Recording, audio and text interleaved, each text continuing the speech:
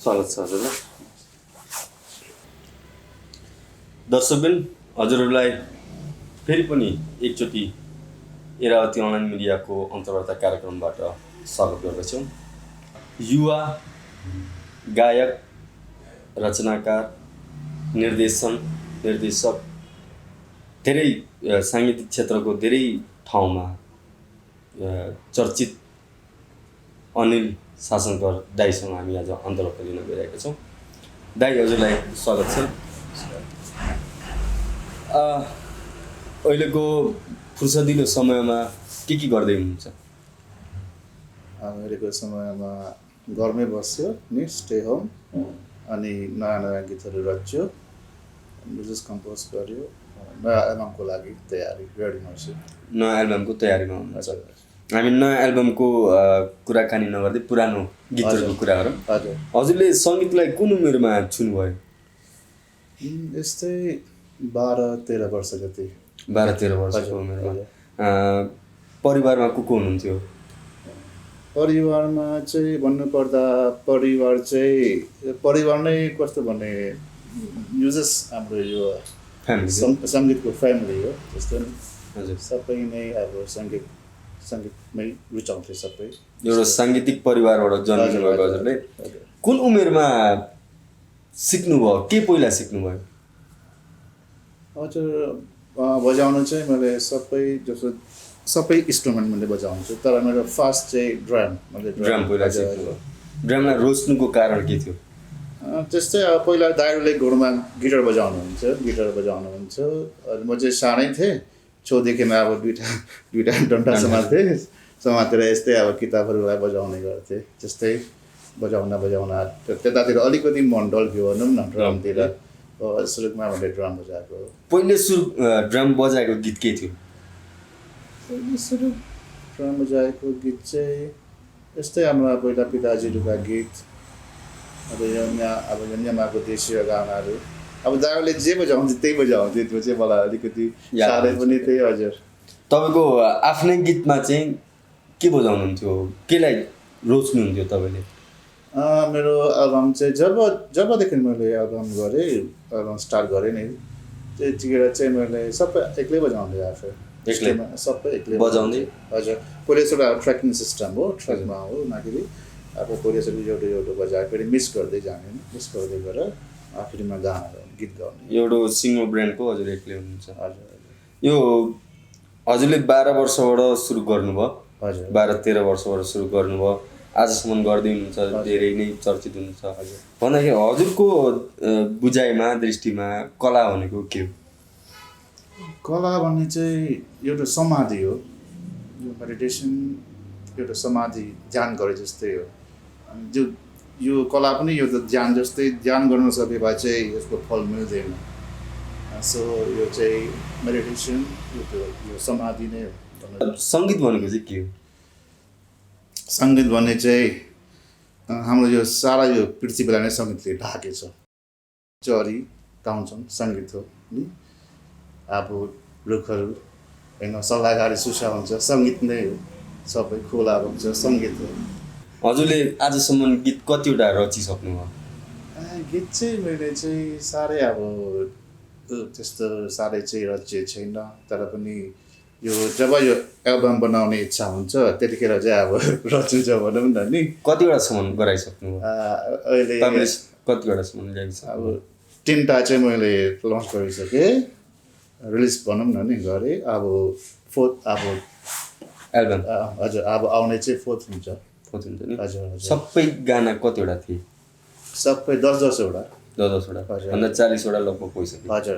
पहिलो गीत कुन थियो? पहिलो गीत चाहिँ त्यो मेरो फर्स्ट एल्बमको तिर्सना भन्ने शीर्षक थियो। एल्बमको शीर्षक थियो तिर्सना भन्ने।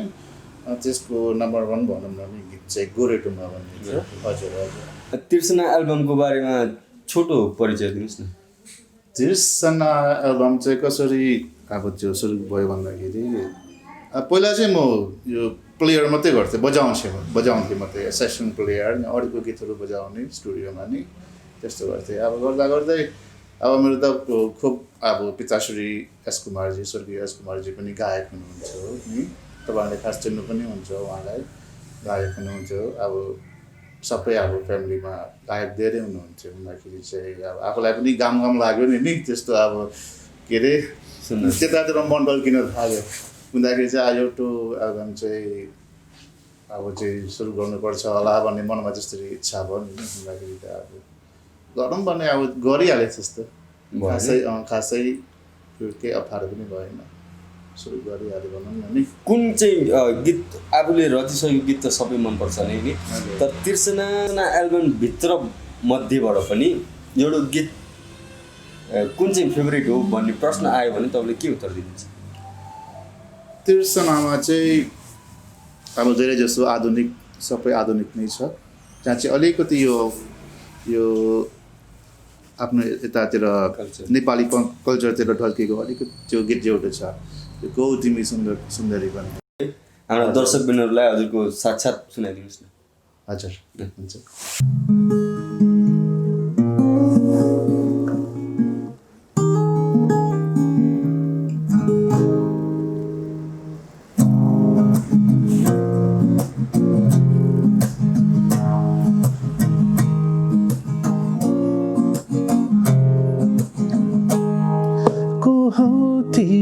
सुन्दरी या हो कि परी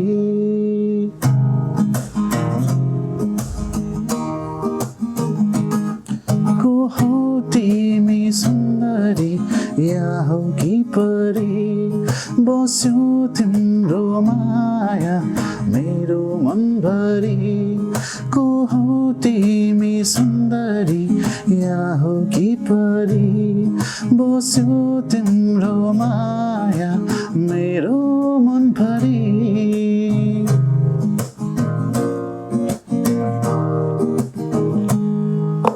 बसियो आँखामा मेरो वरिपरि झुक्ने छन् फुल पनि तिमी हाँसी दिएपछि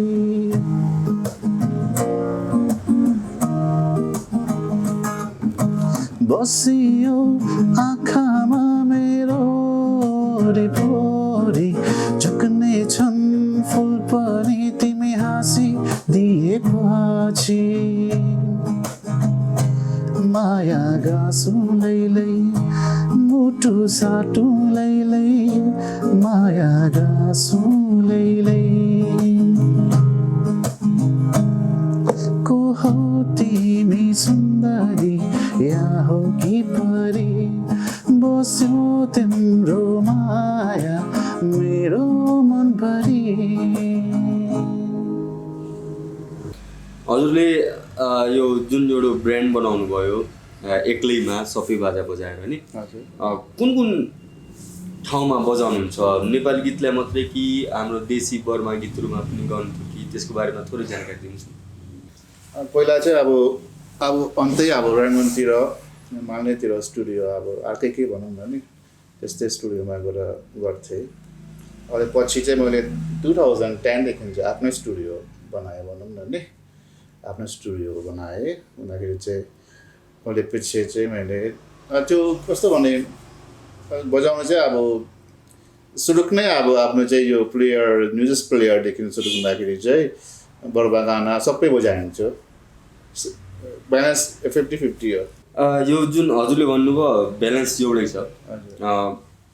खासै गरी अब बर्मामा नेपाली साङ्गीतिकको मञ्चहरू त थोरै मात्रै छन्। त्यस्तो परिस्थितिमा हजुरले आफूले आफू कसरी तिखार्नुहुन्छ?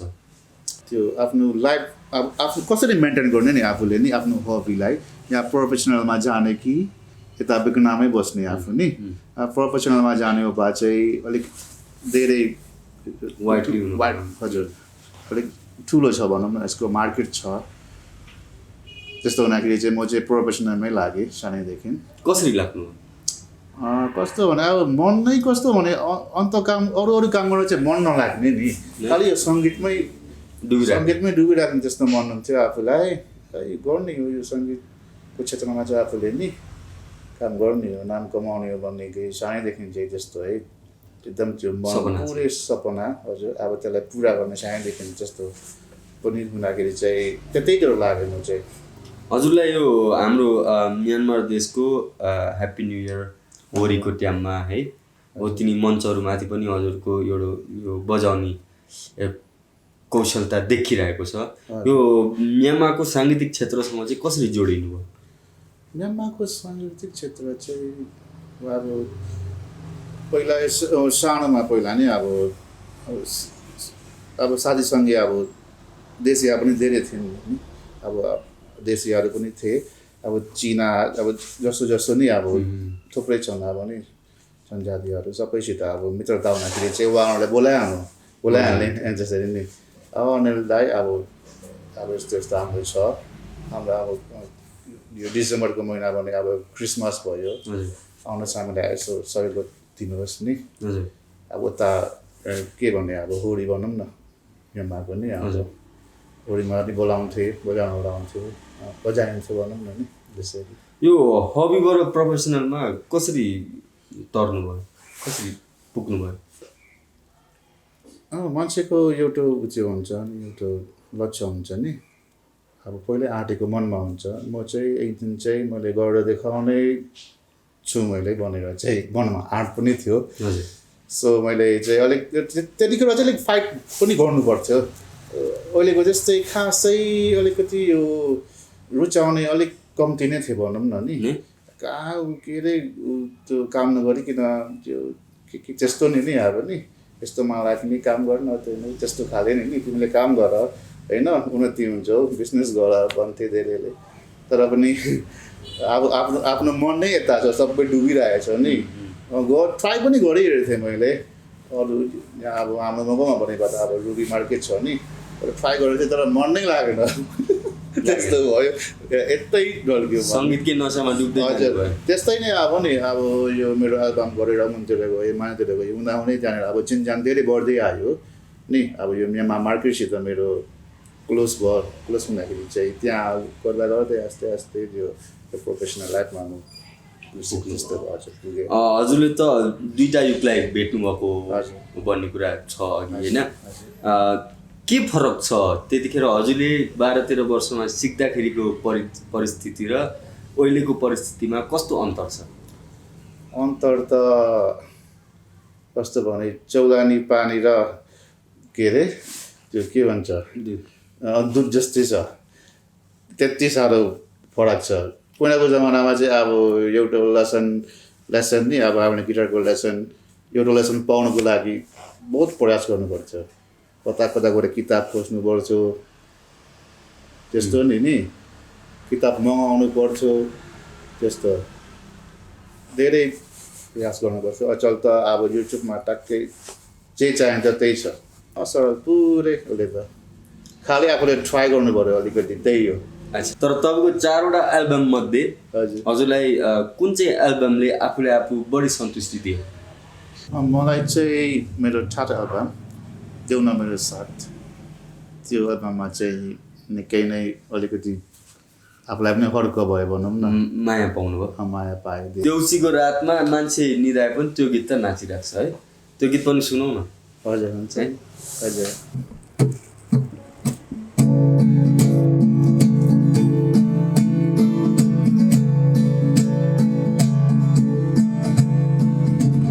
हिजोको भन्दा आज तिमीलाई जन माया लाग्छ, हाँसेको बेला मलाई हेर्न झन् माया लाग्छ,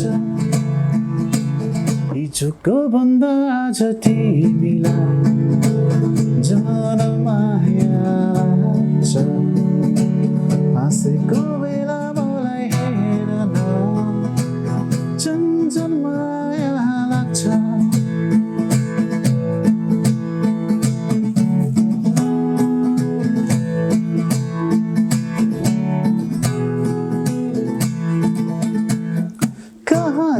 कहाँ जान्छौ मलाई नबोलाइ, पर्खन तिम्रो साथ दिउँला, कहाँ जान्छौ मलाई नबोलाइ, पर्खन तिम्रो साथ दिउँला, लिनुमा नलिनुमा तिम्रो दिलको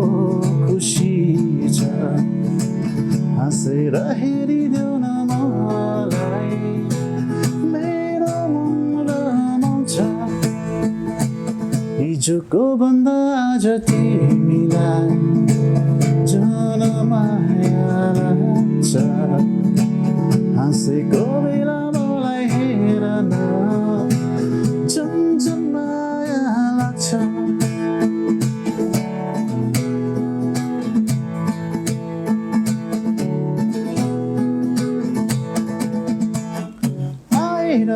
आएर मेरो दिललाई सोधा म तिम्रो को फर्की तिमी हेर आएर मेरो दिललाई सोधा म तिम्रो को फर्की तिमी हेर जान्नुमा तिम्रो दिलको खुसी छ हाँसेर हेरिदेऊ न मलाई मेरो मन रमाउँछ हिजोको भन्दा आज तिमीलाई झन् माया लाग्छ हाँसेको बेला मलाई हेर न झन् माया लाग्छ झन् माया लाग्छ झन् माया लाग्छ यति मिठो गीत जसले चाडपर्वमा घरको माहौलमा पनि नचाइरहेको छ धेरै वर्षदेखि लिएर यो गीत रच्दाखेरि कस्तो वातावरणमा रच्नुभयो यो गीत चाहिँ मेरो स्वर्गीय पिता श्री एस कुमार शासनको गीत थियो किन अहिले बल्ल निस्क्यो यो गीत चाहिँ पहिल्यै अब यस्तै 1975 उहाँले यो एल्बम निकाल्ने गर्छु तर त्यतिखेर चाहिँ खासै साह्रै प्रचार भएन भनौँ न नि अब अहिलेको जस्तै यो सोसियल मिडियाको जमाना पनि थिएन त्यतिखेर हजुरले प्रचारको कुरा ल्याउनु भयो हजुरले प्रचारको कुरा ल्याउँदाखेरि यो 4वटा एल्बम गर्दाखेरि लगानी कति थियो त्यसको प्रकाशन कसरी गर्नुहुन्छ त्यसको बारे जानकारी दिनुहोस् न लगानी चाहिँ छ किन मलाई चाहिँ अलिकति कस्तो थियो भन्दाखेरि अलिक म चाहिँ अलिक राम्रैतिर राख्ने नि अब स्टुडियो भने रङमै गर्नु मनपर्ने त्यो खटाखुटुक गर्न मन थिएन आफूलाई चाहिँ राम्रै स्टुडियोमा गर्ने हुँदाखेरि अब म्यानमारको टप 3 टप 5 हो त्यस्तो स्टुडियोमा गर्थेँ मैले सबभन्दा राम्रो स्टुडियोमा हुँदाखेरि आम्दानी लाग्थ्यो त्यतिखेर पनि यो एल्बमको लगभग कति जति खर्च हुन्छ खर्च त्यतिखेर पनि आफूले गर्दाखेरि त्यतिखेर तकन यस्तै 30-40 लाख जतिको लाग्थ्यो कुन फर्स्ट एल्बमको हजुर अहिले त्यो डिस्ट्रिब्युट चाहिँ कसरी गर्नुहुन्थ्यो अब कस्तो के भन्ने अब नि अब किन हाम्रो जनसङ्ख्या थोरै छ म्यानमारमा नि हुँदाखेरि चाहिँ अलिकति के भने जस्तै नहुने खाले नि आफूले त्यो भने जस्तै नहुने त्यो खर्च गरेको त्यो फिर्ता आउनु चाहिँ आश नगरे नै हुन्छ त्यस्तो नि धेरै खर्च लगानी गरेर पनि आश नमारी 4वटा एल्बमसम्म त्यसको लागि बधाई पनि दिन चाहन्छु यो नेपाली म्युजिक बजार नभएको हाम्रो म्यानमार देशमा हजुरले अहिले सोसियल मिडिया अझ आयो हुँदाखेरि यो डिस्ट्रिब्युसनको त झनै अप्ठ्यारो भयो भविष्यमा के हुनसक्छ भविष्यमा के हुनसक्छ भने चाहिँ यो जमाना अहिले कस्तो भने पहिलाको जस्तै छैन पहिला त अलिक त्यो चिरीचक्का बिताउनु हुन्थ्यो हुँदाखेरि अलिकति जे भयो भने आफूलाई अलिकति सपोर्ट हुन्थ्यो भनौँ न नि फेरि नयाँ गर्नलाई नयाँ एल्बम बनाउने फेरि अलिकति आर्ट हुन्थ्यो अचल चाहिँ केही छैन हुँदाखेरि चाहिँ खालि आफूले गीत बनायो फ्री सबै अब चलन चाहिँ कस्तो छ भन्दाखेरि म्यानमारमा चाहिँ ओन्ली फेसबुकको चलन छ किन युट्युबहरू जो आइट्युनहरू नै यो पेजहरूमा धेरै जसो गीत चढाउँदैनन् किन यो फेसबुकमा चाहिँ खास आउने बाटो केही पनि छैन युट्युबमा चाहिँ अब आफ्नो एनालाइज त्यो एडभर्टाइज गर्नुपर्छ नि गरेर आफ्नै युट्युब अकाउन्ट बनाउनुपर्छ बनाएर त्यहाँ चाहिँ यस्तो आफूले आँटेपछि फेरि आफूलाई इन्कम सक्छ त्यहाँ चाहिँ त्यो पाइला चालिसक्नुभयो तपाईँले हजुर मैले गर्दैछु देश विदेश कतातिर गइसक्नुभयो? देश विदेश अब देशभित्र चाहिँ त निकै ठाउँ गएँ, विदेश चाहिँ ब्याङ्कक 2 चोटि भइसक्यो। ब्याङ्कक जानुभयो, नेपालसँग कतिको हजुरको कनेक्सन छ? नेपालसित कनेक्सन छ, अहिले यो अब नाम चाहिँ भन्दिनँ, नेपालको अलिक प्रसिद्ध कलाकार नै हुनुहुन्छ उहाँ, नाम मैले भन्दिनँ किन काम बसी बल्ल नाम नि हजुर भन्दाखेरि चाहिँ हामी दाइ मिलेर भनौँ न नि उहाँको कलाकारसित दाइ मिलेर एउटा एल्बम बनाउने योजना पनि छ। नभए अस्ति नै बिहान थियो, यो कोभिडले गर्दाखेरि चाहिँ सबै किसिमको लागि बस्नु पर्यो भनौँ न नि। यो जुन हजुरको हाम्रो धार्मिक स्थलहरू जुन छन् सङ्खाइ लखु मञ्चहरूमा पनि हजुरलाई देखिएको छ, हामी साक्षात् सुनेका पनि छौँ। त्यतिखेर जुन नेपालबाट हामीले आमन्त्रण गरेका प्रोफेसनल सिङ्गरहरू पनि आउनुहुन्थ्यो, उहाँहरूसँग जोडेर काम गर्दाखेरि हजुरलाई अनुभव कतिको भयो? अनुभव कतिको भयो भन्दाखेरि चाहिँ अब हाम्रो नेमामा चाहिँ कस्तो छ भन्दाखेरि धेरै जसो हामीलाई चाहिँ आफ्नो के अरे कस्तो भने त्यो एउटा आर्टिस्टलाई भनौँ न नि, एकजना आर्टिस्टलाई आर्टिस्टको रूपमा हेर्दैनन्, सामाजिकको रूपमा हेर्छन् है। त्यस्तो हुँदाखेरि कस्तो हुँदाखेरि चाहिँ अब यस्तो नि नेपालकाहरू आउँछन् नि आउँछन् तर उनीहरूको रेट हुन्छ, उनीहरूलाई सबै कुरो परिवर्तन सबै मिलाइदिनुपर्छ A to Z, उनीहरूको रेट हुन्छ अलग्गै त्यो। भन्छ हामी आइदिन्छौँ यहाँ हाम्रो रेट कति छ होइन, हाम्रो यसरी रेट छ, तर नेपालको म्यामामा चाहिँ हामी अहिले टुर पनि हुन्छ, हामी यतिमा चाहिँ हामीले गरिदिन सक्छौँ नि, त्यसरी उहाँको रेट हुन्छ। अब हाम्रो चाहिँ यहाँ चाहिँ कस्तो छ भन्दाखेरि त सबै समाजकै सबै एउटै समाजका नि हामी सबै भक्तिहरू हुँदाखेरि चाहिँ अलिकति समाजको लागि पनि हेर्नु पर्यो भन्ने शब्द चाहिँ धेरै आउँछ नि कि हजुरलाई निमन्त्रणमा त्यस्तो आउँछ? हजुर त्यस्तो आउँछ। कस्तो महसुस हुन्छ त्यस्तो हुँदाखेरि? दुखी हुन्छ कि खुसी हुन्छ कि कस्तो अनुभव हुन्छ? यस्तो नि कस्तो भनेको अब धेरै चपाएमा गुलियो पनि तितो भन्छ होइन, त्यो 1-2 चोटि चाहिँ के हुन्छ नि अब सधैँभरि धेरै चाहिँ अलिकति धेरै चोटि चाहिँ अलिकति अप्ठ्यारै हुन्छ भनौँ न नि। हजुर सबसे धेरै कुन ठाउँमा जानुभयो? सबसे धेरै त्यस्तो त अब भन्नुपर्दा चाहिँ अब हाम्रो खास के छ अब यस्तै सङ्खाइधाम नि, सङ्खाइधाम छ सबभन्दा ठुलो मिलाएर त्यही हो। लक्खुतिर अस्तिको पालि 2017-18तिर उहाँले चिना देवीस्थानमा पनि वाइमोमा त्यहाँ पनि मेला ठुलो मेला लागेको थियो, त्यतिखेर पनि उहाँहरूले निम्ति आउनुभयो। उहाँ नेपालदेखि रामकृष्ण लिटलजी, न्यामादेखि पनि यहाँ कलाकार हजुर श्रीकृष्ण लिटलजी हजुर, यहाँ न्यामादेखि पनि अब यहाँ 2-3 जना कलाकार। हजुरले न्यामाका कलाकारहरूसँग पनि नेपालका कलाकारहरूसँग पनि काँध मिलाएर काम गर्नुभएको छ, कस्तो भिन्नता छ, के फरक रहेछ? फरक चाहिँ कस्तो भन्ने भन्दाखेरि फरक चाहिँ उहाँहरू चाहिँ पुरै प्रोफेसनल टाइपका हो, खास उनीहरूलाई चाहिँ अरू खास केही पनि त्यस्तो छैन, सङ्गीत मात्रै जीविका त्यसैले चल्छ। अरू कुरा चाहिँ उनीहरूलाई पुरै स्पष्ट छ उहाँको त्यो टेक्निक भनौँ न टेक्निक हजुर। अब हामी चाहिँ यहाँ प्रोफेसनल त गर्छौँ तर पनि धेरै जसो यहाँ चाहिँ अलिकति अप्ठ्यारै छ भनौँ न। अब मैले प्रोफेसनल गर्छु तर पनि यो म्यानमारतिर चाहिँ मैले फुल 100% गर्छु प्रोफेसनल। यता हाम्रो अब यता नेपालीतिर चाहिँ अलिकति मेन्टेन गर्नुपर्छ भनौँ न। के अप्ठ्यारा छन् भन्नुहुन्छ? अप्ठ्यारा चाहिँ कस्तो छ भन्दाखेरि अब अलिकति भन्न पनि मलाई अलिक गाह्रो लाग्छ भनौँ न नि। त्यो नि अब खर्च गर्न अलिकति हिचकिचाउँछन्, गर्न चाहिँ राम्रो खोज्ने। अब कुनै ठाउँमा हामी जान्छौँ लाइभ कन्सर्ट लिएर नि, अब टिम नै अब बजाउने टिम नै बोलाउँछौँ, ब्यान्ड नै बोलाउँछौँ, जान्छौँ।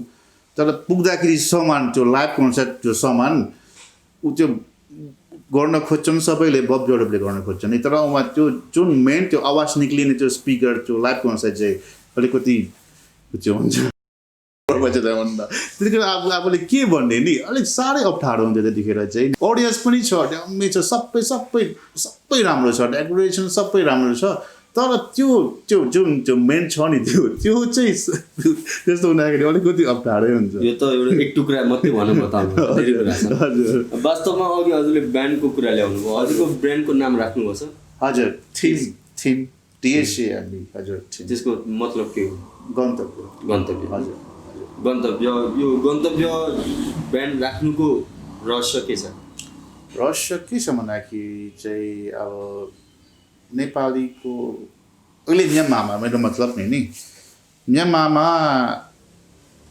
नेपालका सिङ्गरहरू बोलाउँछन् पप सिङ्गरहरू बोलाउँछन् तर यहाँ म्यानमारकोले बजाउनु पऱ्यो म्यानमारले भन्दाखेरि चाहिँ होस् रेडी आई एम रेडी ए दक्षता एकदम रेडी हजुर यो नेपालबाट निम्त्याउने बर्माकाले बजाउने है ती अहिले जुन कठिनाइहरू गर्नुभयो ती कुराहरू आगामी नहुनको लागि हामीले के कुरामा ध्यान पुर्याउनु पर्ला अब त्यसरी समस्याहरू नै अघि मैले भने त्यो लाइभ कन्सर्टको त्यो लाइभ मिसिनहरू नै त्यो स्पिकरहरू त्यस्तो समस्या नहुनुको लागि चाहिँ के छ भन्दाखेरि त्यो अब जुन मान्छेले यो ब्रान्डलाई बुझ्छ नि ऊ मान्छेसित सम्पर्क राखेर यो अलिकति छलफल गर्नुपर्छ त्यसरी बल्ल हुन्छ अब जाने अब तपाईँलाई मैले निम्त्याएँ नितिलाई राम्रो तपाईँलाई अब यो स्टेट मैले जिम्मेवारी दिन्छु त्यसरी निकाल्दाखेरि तपाईँसित पहिलेसर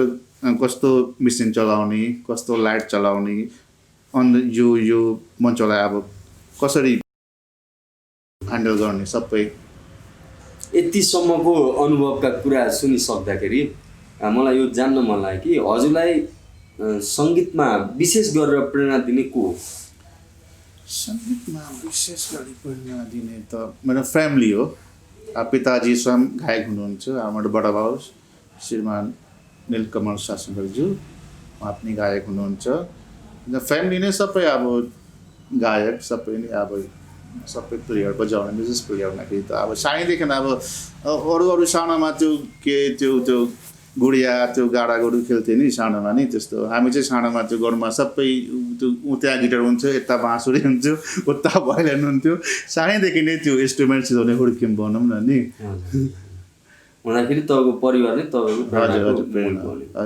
हजुरले चारवटा एल्बम निकाल्नुभयो लगभग 40वटा गीतसम्म पनि निकाल्नुभयो अहिले जुन नेपाल जुन अब यो हाम्रो भाषाको भण्डार नेपालसँग पनि कन्ट्याक्ट गरिसक्नु भएको छ यति कुरा गरिसकेर पनि म्यानमारमा नेपाली सङ्गीतको बजार आउन सक्छ जस्तो लाग्छ या लाग्दैन त्यो चाहिँ कस्तो छ भनेको अलिक आर्ट गर्नुपर्छ कि आर्ट गर्नुपर्छ अलिकति यस्तो नि तपाईँले कस्तो भने अब एउटा छुन भएर नि ग्रुपैबाट चाहिँ यसलाई चाहिँ कस्तो भने गर्न सके भए चाहिँ त अवश्य हुन्छ नि हजुर लगभग कतिजना जति छन् सिङ्गर बर्मामा हजुरले हजुरको अनुमान नेपाली सिङ्गर अघि बढ्न सक्ने सिङ्गर नि हजुर त्यस्तो गर्नु पऱ्यो नि हजुर त्यो प्रोफेसनल लाइफमा घुस्न सक्ने सिङ्गर नि मेरो विचारमा भनेको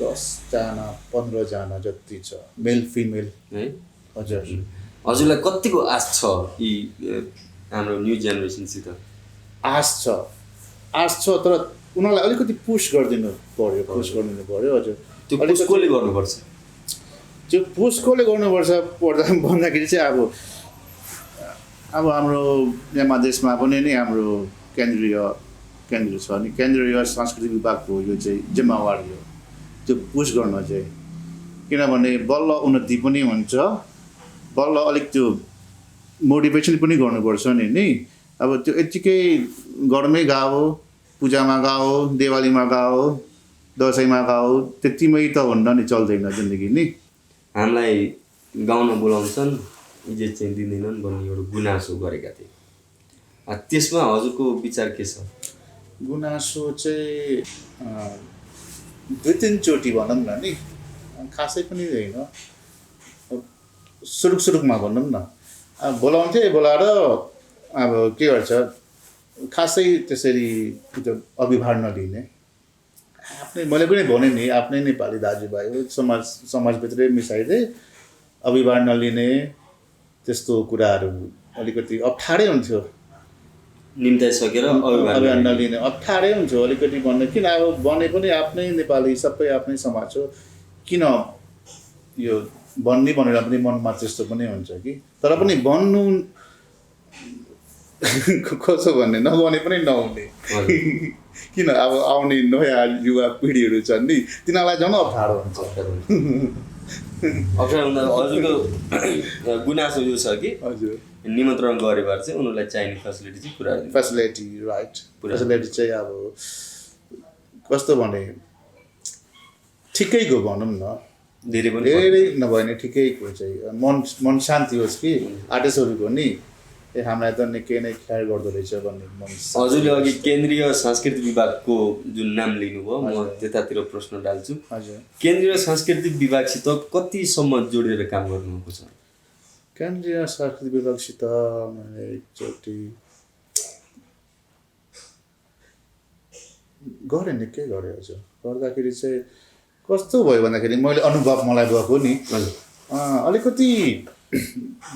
अलिकति बाहिर मात्रै गर्ने नि त्यो भित्र रससम्म त्यो पसेर नगर्ने कि त्यो अब गऱ्यो त्यस्तो नि विभाग छ हजुर काम गऱ्यो मैले काम गरेँ मैले कतिखेर अब लखुमा गरेँ सङ्खाइमा गरेँ लखु सङ्खाइ बनेको चाहिँ संस्कृति विभाग नगए पनि चल्ने जग्गा हो हजुर लोकलमै त्यहाँनिर लोकललाई नै त्यहाँ टाइम मिल्दैन पुरा हुँदाखेरि त्यो चाहिँ किनभने संस्कृति विभागले गर्नुपर्ने काम चाहिँ ठुलो काम छ उन्नति ल्याउने काम अघि बढाउने काम इन्भेस्ट गर्नुपर्छ होइन इन्भेस्ट गरेर बल्ल मुनाफा पनि आउँछ नि अब मेरो विचारमा चाहिँ के लाग्छ खर्च गरेको मात्रै लाग्छ मलाई फेरि गुसेको मैले चाहिँ खास त्यो भएन मलाई चाहिँ गुस्ला तर पनि गुसेको चाहिँ यहाँनिर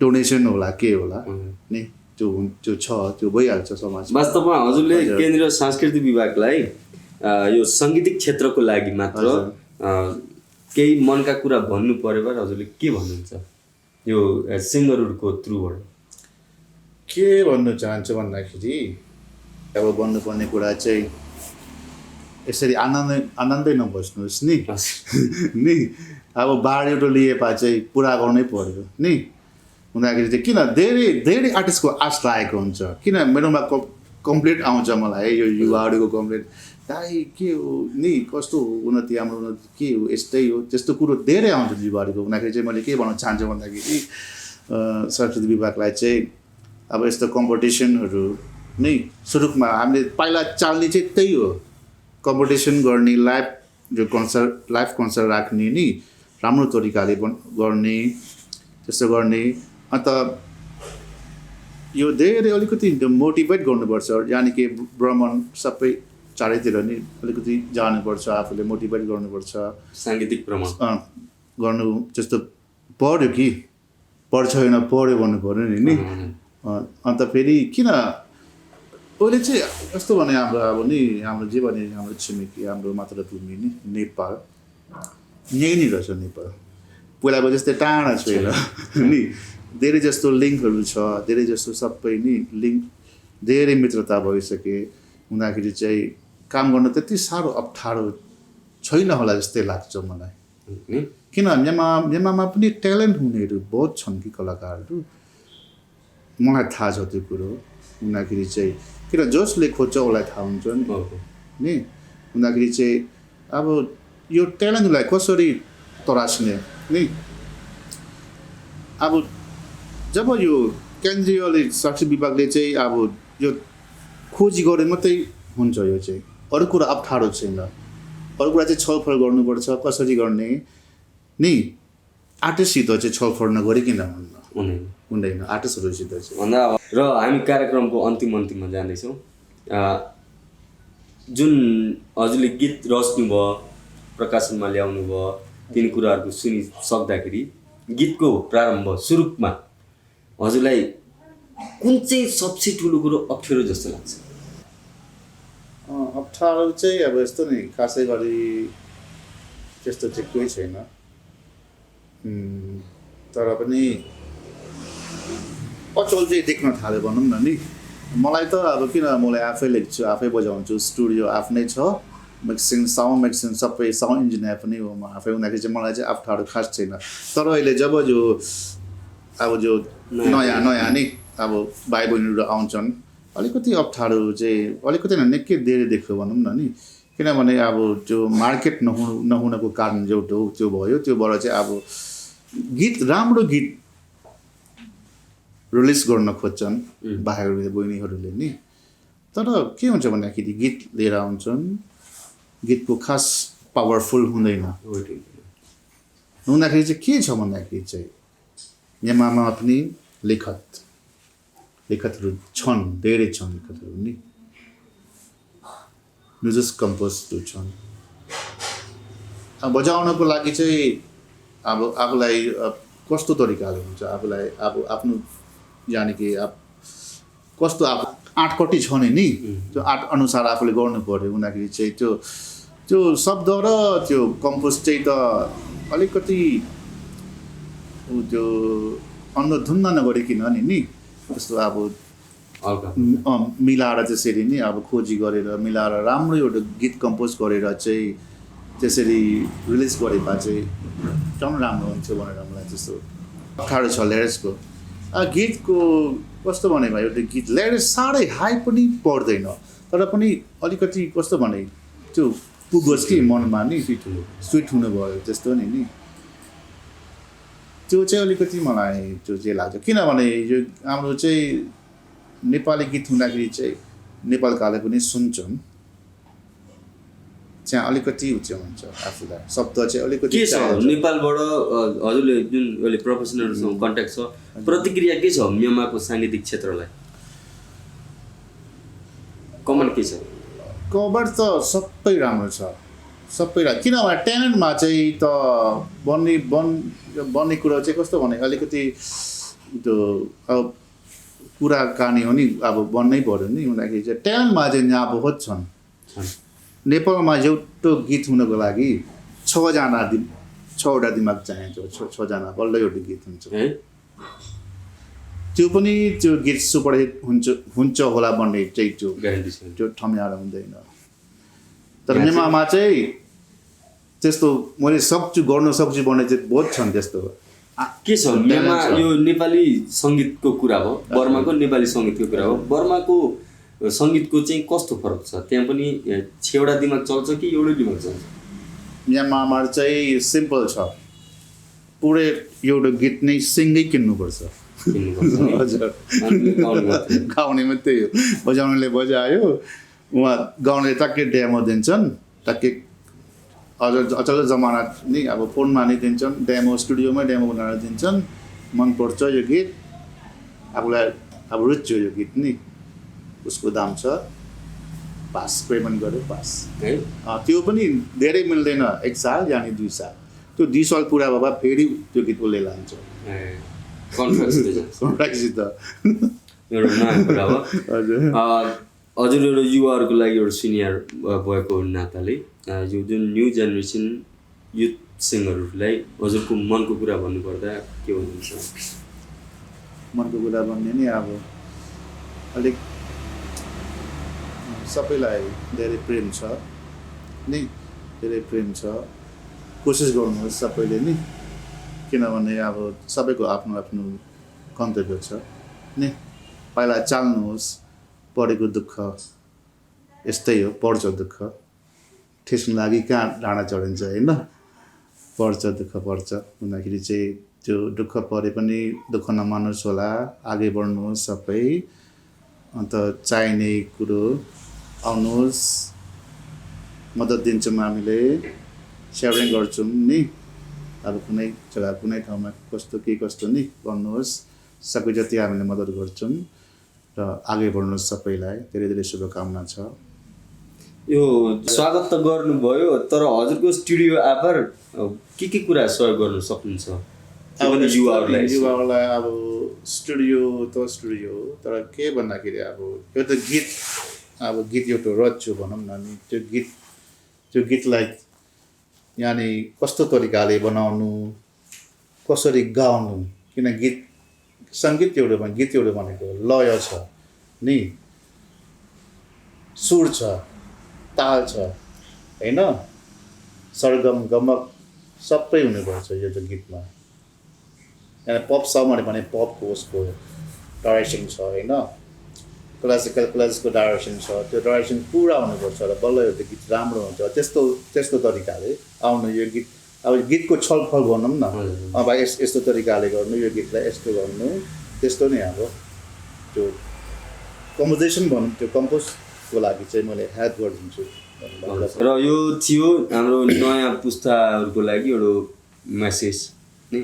र अन्तमा अब हजुरको आउने एल्बम छ छैन कस्तो छ त्यसको बारेमा नि थोरै एडभर्टाइज एउटा जानकारी छ। अहिले नयाँ एल्बम अडियो चाहिँ पास भइसक्यो, भिडियो चाहिँ म्युजिक भिडियो चाहिँ 2टा खिचिसकेँ, 3टा भनौँ न खिचिसकेँ। अब अलिकति यो कोभिडको विषय अलिक सिद्धिएपछि चाहिँ काम गर्ने। अब 5औं एल्बम हो यो, 4th एल्बम। हजुर, के छ नाम, के छ यसको?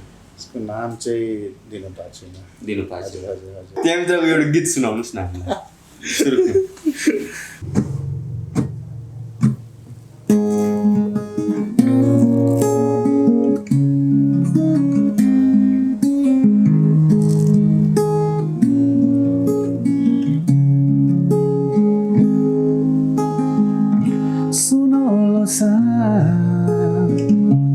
तिम्रै याद,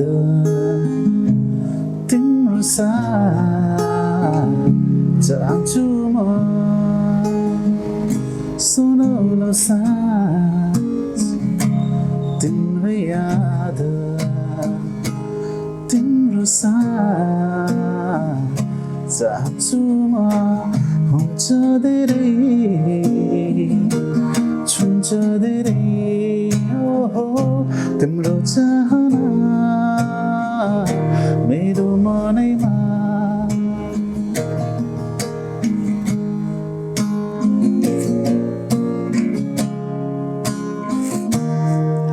चिसो चिसो बतासमा मिठो मिठो दुनैमा तिमीलाई म पाउँछु। बिहानीको मेरेमा सिरानीको निदरीमा तिमीलाई म पाउँछु। किन त्यसै डोल्याउँछु म, किन त्यसै डोल्याउँछु म, सुनौलो साथ तिम्रो याद, तिम्रो साथ चाहन्छु म, सुनौलो साथ तिम्रो याद, तिम्रो साथ